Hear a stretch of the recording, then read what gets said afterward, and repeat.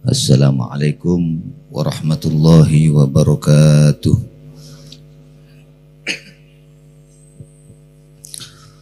Bismillahirrahmanirrahim. Alhamdulillahi rabbil alamin. Allahumma salli wa sallim wa barik wa karrim wa azim ala sayyidina wa nabiyyina wa maulana Muhammadin wa ala alihi at-tayyibin at-tahirin wa ashabihil muntakhabin wa ala tabi'ina wa man tabi'ahum bi ihsanin ila yaumiddin, amma ba'du. Subhanaka la ilma lana illa ma 'allamtana innaka antal alimul hakim. Rabbi shrah li sadri wa yassir li amri wahlul 'uqdatam min lisani yafqahu qawli wa saddid lisani wahdi qalbi, amin.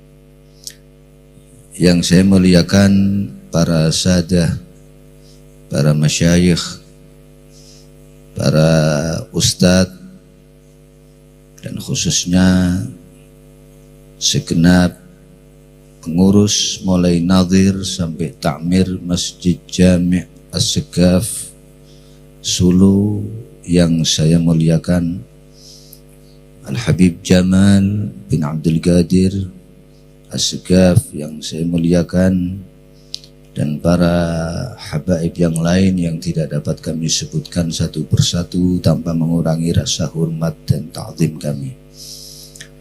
Alhamdulillah, pada saat ini Allah Ta'ala berkenan memberikan kesempatan kepada Al-Faqir untuk bisa hadir di masjid yang penuh berkah ini, Masjid Jami' As-Segaf, dalam rangka untuk mengikuti kegiatan salat maghrib berjamaah, kemudian ihya'u ma bainal isya'ain, menghidupkan waktu antara maghrib dengan isya, yang tentunya dengan kajian ilmu, dengan harapan semoga kita yang hadir mendapat berkah dan ilmu yang bermanfaat dari pertemuan ini, amin ya rabbal alamin. Selain kita mendapat pahala dari salat jamaah maghrib dan salat jamaah isya. Suatu saat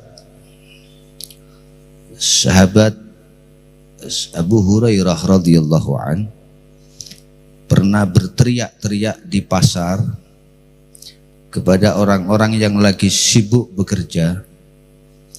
Sayyidina Abu Hurairah radhiyallahu an berkata, "Malakum fil aswaq wa mirathu Rasulillah sallallahu alaihi wasallam yuksamu fil masjid." Kata Abu Hurairah, bagaimana mungkin kalian ini sibuk di pasar terus, kerja terus, bisnis terus, padahal saat ini warisan Nabi sedang dibagi-bagikan di masjid. Mendengar ucapan Abu Hurairah ini, mereka yang ada di pasar segera berbondong-bondong ke masjid. Nah, kalau sudah mendengar warisan, pikirannya mereka harta, benda. Tapi begitu masuk masjid, tidak ada apa-apa. Yang dilihat ada orang yang duduk hadir bikin halaqah majelis ilmu, ada yang bikin halaqah zikir dan seterusnya. Akhirnya mereka protes kepada Abu Hurairah. Mereka bilang, "Kadzabta ya Abahir." Engkau berdusta wahai Abu Hurairah, mana tidak ada warisan Nabi dibagi. Kata Abu Hurairah, yang kalian lihat apa di masjid? Yang kami lihat ada sekelompok orang yang bikin majelis ta'lim, menerangkan halal haram. Ada lagi di sudut lain orang-orang yang berkumpul berzikir, ada yang baca Quran. Maka Abu Hurairah radhiyallahu anhu menjawab, itulah warisan Rasulullah sallallahu alaihi wasallam. Karena jelas, fa innal anbiya lam yuwarrithu dinaran wala dirhama walakin warathu al-ilma faman akhadhahu faqad akhadha bihadzin wafir. Jadi tidak ada nabi satu pun wafat meninggalkan warisan materi, dinar, dirham, tidak ada. Warisan mereka adalah ilmu, termasuk majlis kita pada malam hari ini. Saya ingin jelaskan sedikit tentang Sayyidina Abu Hurairah radhiyallahu an, yang begitu luar biasa beliau ini menjaga warisan Rasulullah sallallahu alaihi wasallam, menyadarkan umat untuk menjaga warisan pusaka Rasulullah sallallahu alaihi wasallam. Siapa Abu Hurairah ini? Abu Hurairah ini dikenal sebagai seorang yang mukthir, minal mukthirin. Mukthir itu kalau dalam ilmu mustalahil hadis, ketika ada seorang sahabat meriwayatkan hadis lebih dari 1000, itu disebut mukthir, orang yang banyak riwayat hadisnya. Sementara Abu Hurairah ini riwayat hadisnya lebih dari 5.300 hadis yang diriwayatkan oleh Abu Hurairah. Sehingga waktu itu sempat ada orang-orang yang menggunjing Abu Hurairah, mempertanyakan, kok bisa Abu Hurairah meriwayatkan hadis sebanyak itu? Padahal Abu Hurairah ini masuk Islamnya itu pada tahun Khaybar, tahun ke-7 Hijriah. Sementara wafatnya Nabi Muhammad SAW itu tahun 11 Hijriah. Berarti cuma berapa tahun beliau hidup bersama Nabi, tapi bisa dapat hadis meriwayatkan sampai lebih dari 5.300. Maka Abu Hurairah menjawab apa yang dipertanyakan orang-orang itu. Kata Abu Hurairah, ketika orang-orang Ansor sibuk dengan kebunnya, ketika orang-orang Muhajirin sibuk dengan dagangannya dan pekerjaannya, saya mulazamah berdiam diri bersama dengan Rasulullah SAW. Jadi di mana ada Rasulullah, di situ ada Abu Hurairah. Sehingga beliau banyak meriwayatkan hadis dari Rasulullah sallallahu alaihi wasallam. Jadi rahasia pertama ternyata memang Abu Hurairah ini mulazamah tammah kepada Rasulullah sallallahu alaihi wasallam. Duduk betul-betul mulazamah. Kemana ada Rasulullah, di situ ada Abu Hurairah. Tidak pernah pisah dengan Nabi. Ini rahasia yang pertama. Yang kedua, memang Abu Hurairah juga pernah dapat doanya Nabi. Jadi suatu saat Abu Hurairah lagi menggelar karpet gitu. Nabi kemudian berkata, ijma'ha fasurha ilaik. Nah, semenjak dapat doa Nabi ini, Abu Hurairah tidak pernah lupa dengan hadis. Begitu mendengar sekali dari Nabi langsung ingat. Ya, jadi memang penting ya doa orang-orang yang mustajab. Apalagi ini doanya Nabi. Sayyidina Ali bin Abi Thalib juga begitu. Ketika beliau setelah mengamalkan salat li taqwiyatil hifdz, untuk menguatkan hafalan, itu beliau tidak pernah lagi lupa ketika mendapat sabda-sabda dari Nabi Shallallahu Alaihi Wasallam. Nah, makanya kita ini perlu niru. Kalau ketemu orang soleh, orang yang doanya mustajab, minta doa. Juga anaknya yang lagi belajar, mintakan doa supaya diberikan hafalan yang kuat, diberikan futuh dalam mempelajari terutama ilmu-ilmu agama. Abu Hurairah ini selain berkhidmat dengan meriwayatkan hadis-hadis Nabi, beliau ini juga dikenal orang yang ahli ibadah luar biasa. Abu Hurairah ini dikenal tidak pernah meninggalkan qiyamul lail.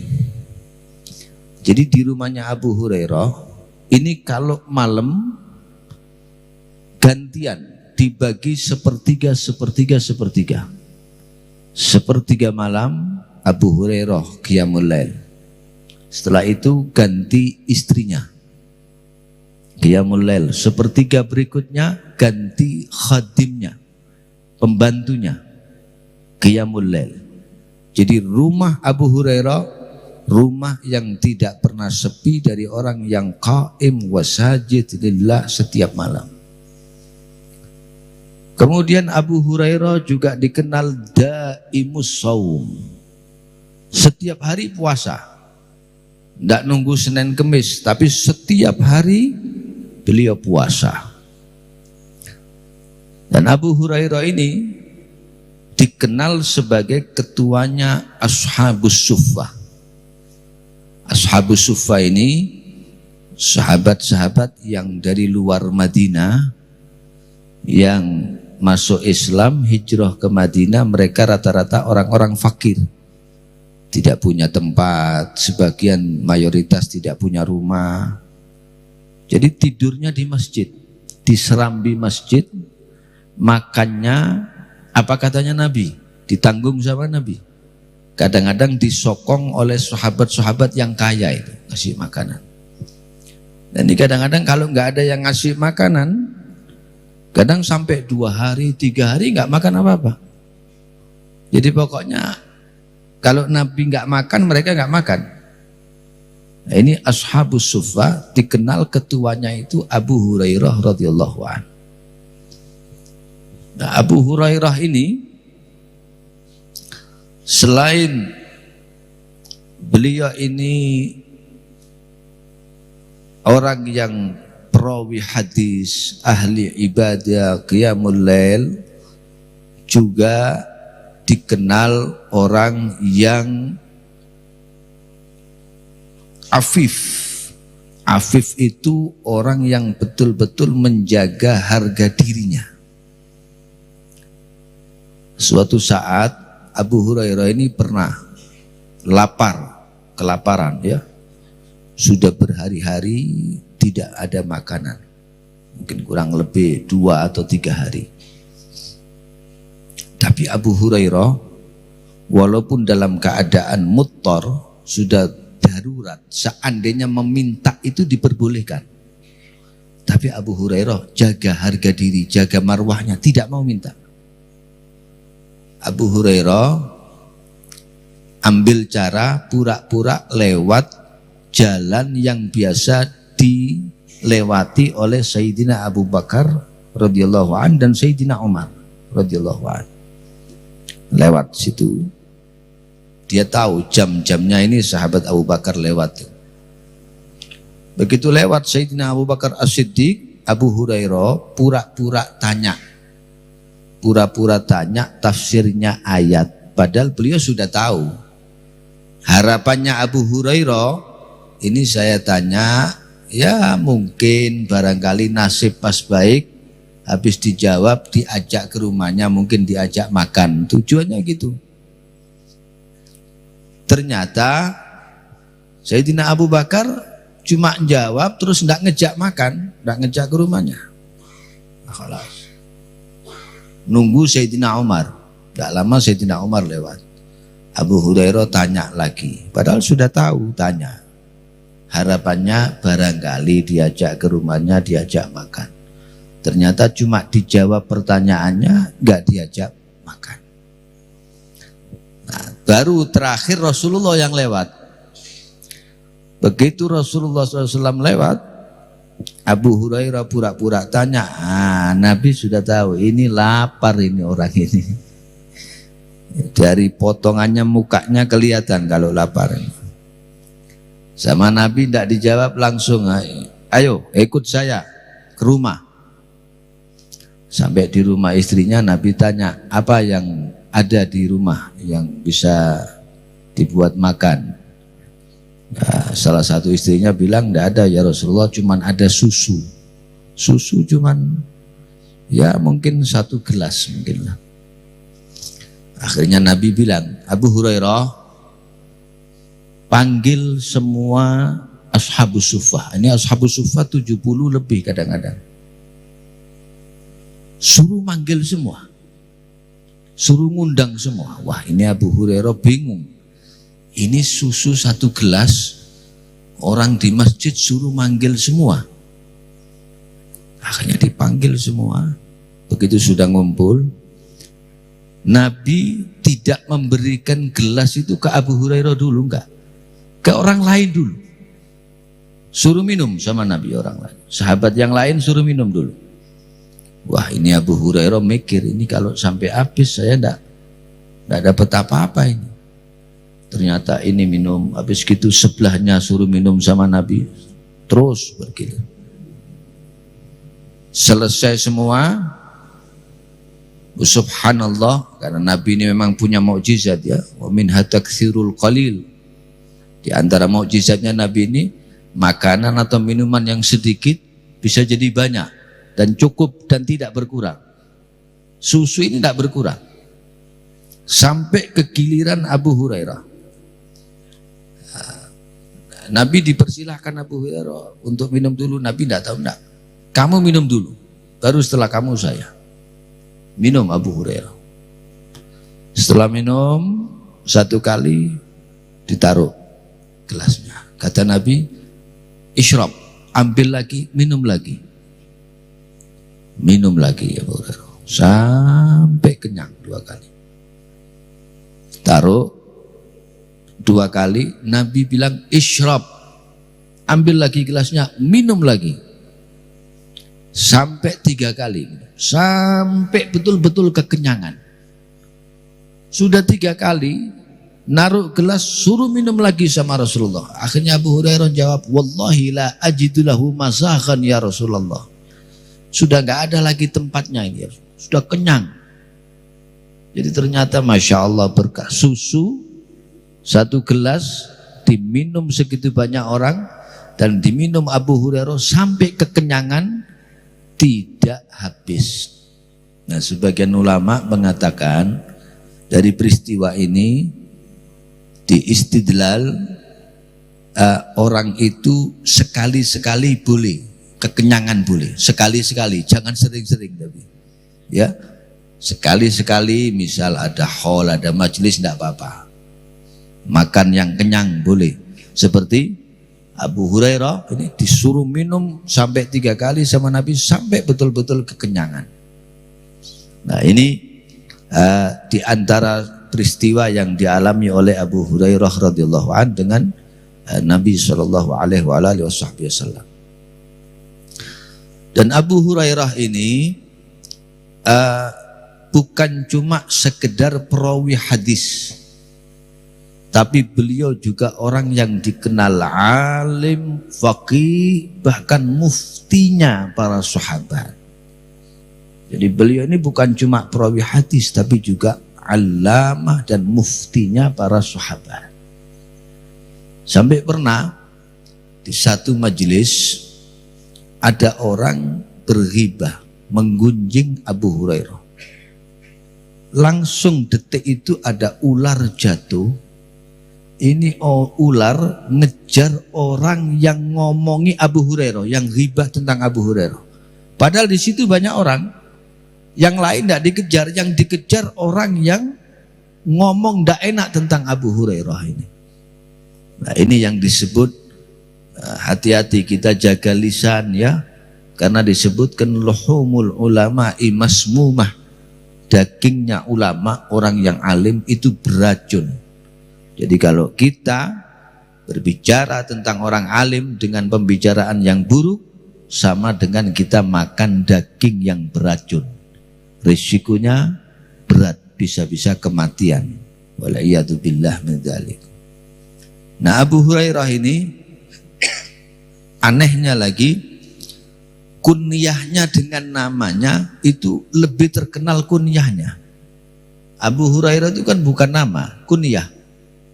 Nah, nama aslinya ini ada khilaf ulama. Imam Nawawi nyebut sampai lebih dari 30 qaul tentang namanya Abu Hurairah ini.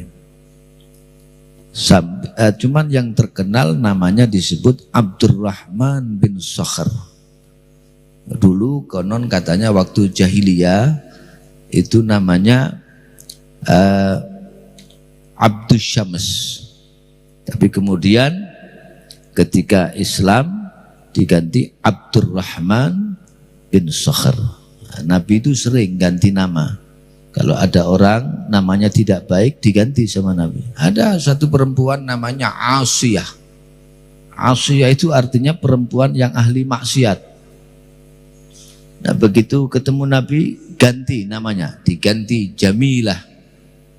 Jadi banyak orang-orang yang dulu namanya tidak baik diganti sama Nabi menjadi nama yang baik. Karena nama itu doa. Insya Allah kalau namanya baik, orangnya juga akan baik, ya. Karena sesuai dengan namanya al-ism alal musamma. Nah, Abu Hurairah ini juga punya tasbih. Ya, kalau dulu tasbihnya nggak seperti sekarang, dari benang. Nah, dari benang kemudian ada bulatan-bulatan itu jumlahnya bulatan itu 1000 bulatan. Abu Hurairah tidak pernah tidur sebelum genap baca wirid sampai 1000 sesuai hitungan tasbih itu. Nah, walaupun dulu tasbihnya dari benang, maka para ulama kemudian menyimpulkan bahwa menggunakan tasbih itu bukan sesuatu yang bid'ah. Cuma sekarang beda modelnya gitu aja. Ya dulu sama-sama tasbih. Nah, kalau sekarang ada dari biji-bijian, ya. Kalau dulu dari benang tasbihnya. Nah ini sama-sama tasbih, ya. Dan ada sampai risalah kitab khusus mengarang tentang masalah hukum tasbih. Ini ada ulama yang khusus mengarang kitab tentang hukumnya tasbih. Nah itu diantara wiridnya Abu Hurairah, ya, beliau tidak akan tidur kecuali zikir sampai genap 1000 sesuai dengan hitungan tasbihnya. Jadi artinya yang saya maksudkan di sini, Abu Hurairah itu tidak hanya khidmat ilmu, tidak hanya perawi hadis, tapi beliau juga orang yang abid, yang ahli ibadah kepada Allah Subhanahu wa ta'ala. Nah, ada satu hadis yang diriwayatkan oleh Abu Hurairah. Hadis ini disebutkan oleh Imam Bukhari dan Muslim. Ini hadis muttafaq alaih. Ya, hadis itu ada tingkatan-tingkatannya. Ya. Paling a'la sahih, hadis yang paling tinggi derajat kesahihannya adalah hadis yang diriwayatkan oleh Imam Bukhari dan Imam Muslim sekaligus, marawahu syaikhan. Nah, yang kedua, urutan kedua, marawahul Bukhari faqat, hadis yang diriwayatkan oleh Imam Bukhari. Yang ketiga, hadis yang diriwayatkan oleh Imam Muslim. Yang keempat, makana ala syartil Bukhari, hadis yang sesuai dengan syarat ketetapan Imam Bukhari, walaupun nggak diriwayatkan Imam Bukhari. Yang kelima, makana ala syarti Muslim, yang sesuai dengan syaratnya Imam Muslim. Nah, yang keenam, yaitu yang diriwayatkan oleh selain Imam Bukhari dan Imam Muslim. Maaf, tadi setelah yang diriwayatkan Imam Bukhari, diriwayatkan Syaikhan, diriwayatkan Imam Bukhari, diriwayatkan Imam Muslim. Yang keempat, makana ala syartis syaikhain, yang menetapi syaratnya Imam Bukhari dan Muslim. Yang kelima, Maka ala syartil Bukhari, yang sesuai dengan syaratnya Imam Bukhari. Yang keenam yang sesuai dengan syaratnya Imam Muslim. Yang ketujuh baru yang diriwayatkan oleh selain Bukhari dan Muslim. Ini yang disebut dengan taksim subai dalam ilmu mustalahil hadis.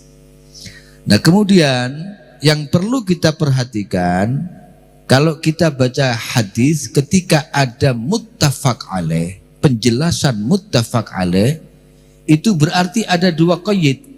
Pertama, diriwayatkan oleh Bukhari dan Muslim. Kedua, sahabat yang meriwayatkan harus sama. Jadi kalau di Bukhari yang meriwayatkan Abu Hurairah, di Muslim juga Abu Hurairah.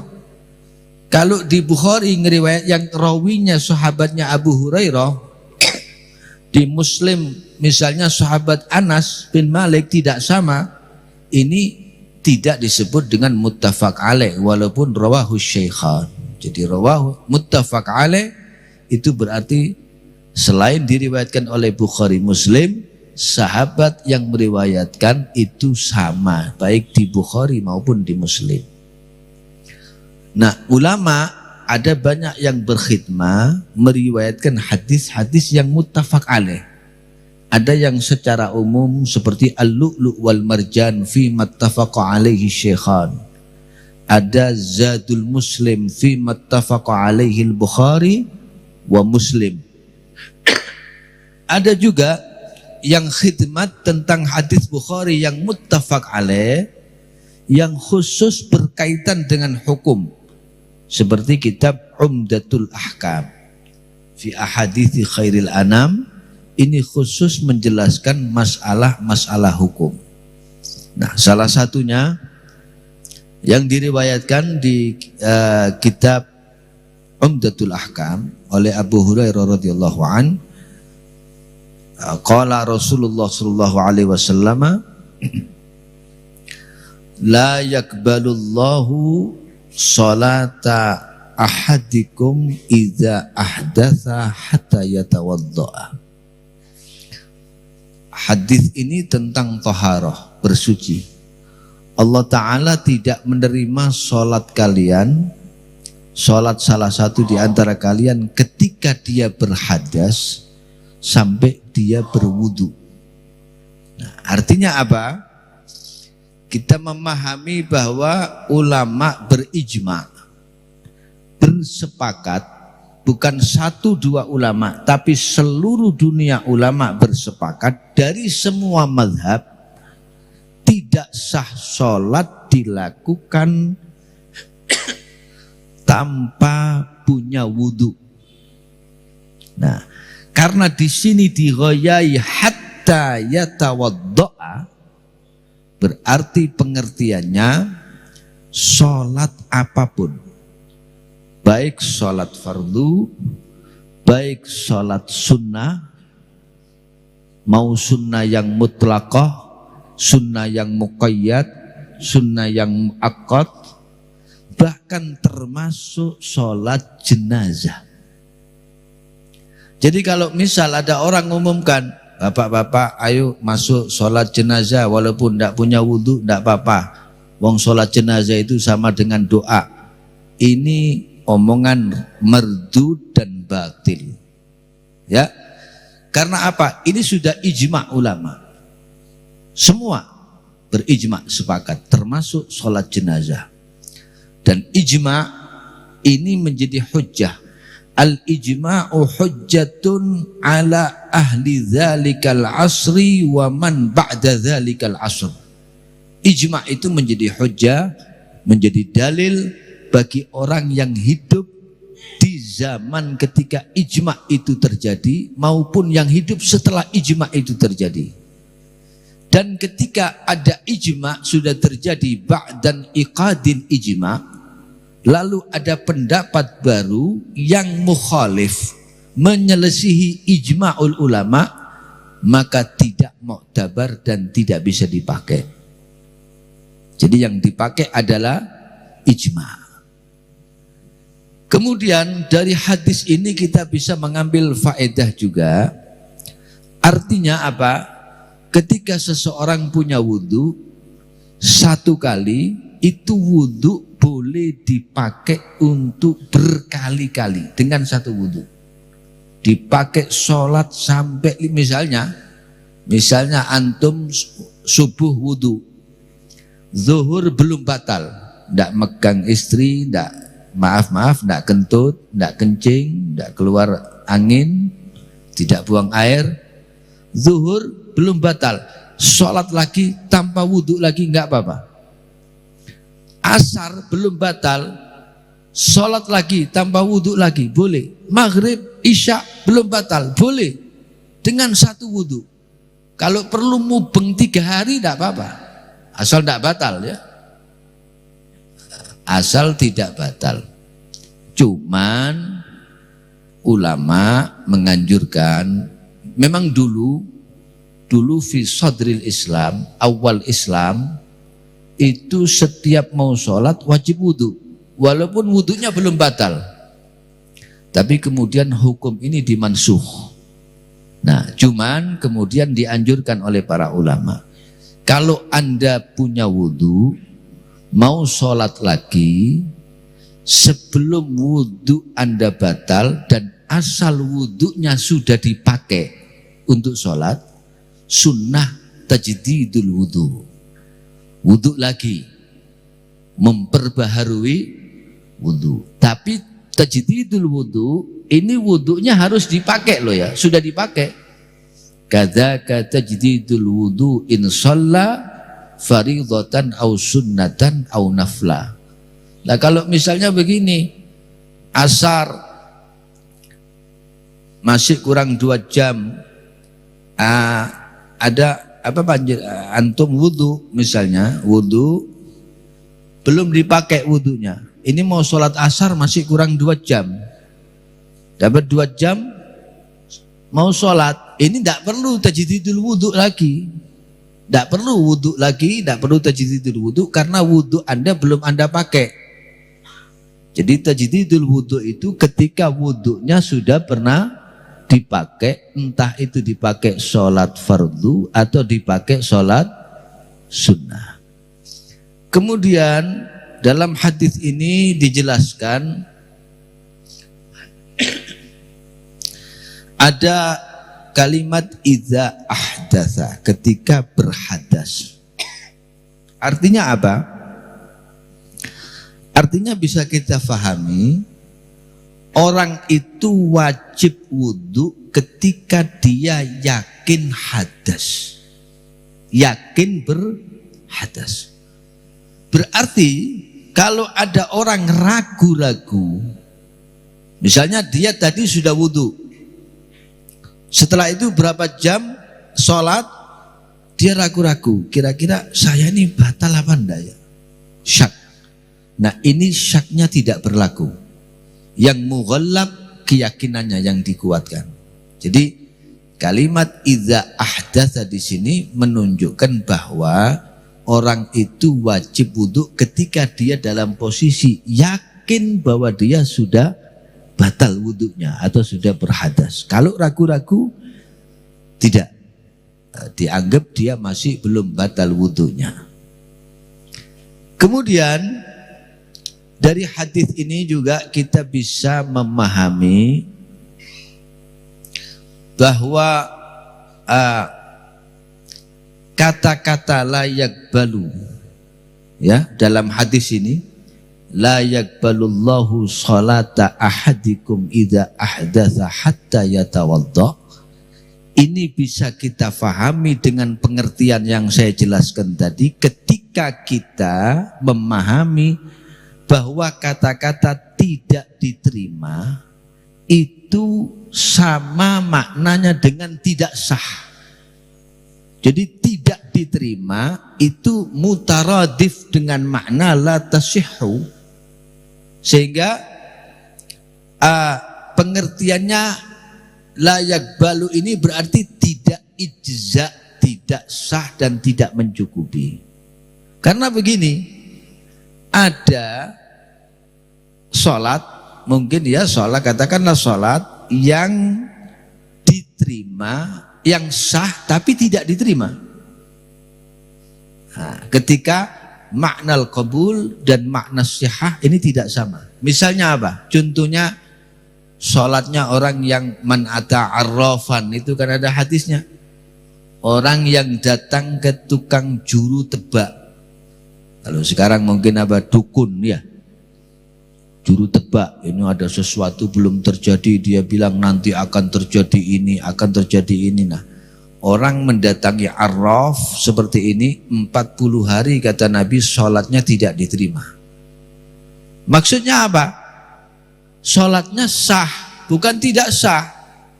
Sah selama memenuhi syarat rukunnya, tapi pahala nol, tidak diterima oleh Allah Subhanahu wa ta'ala.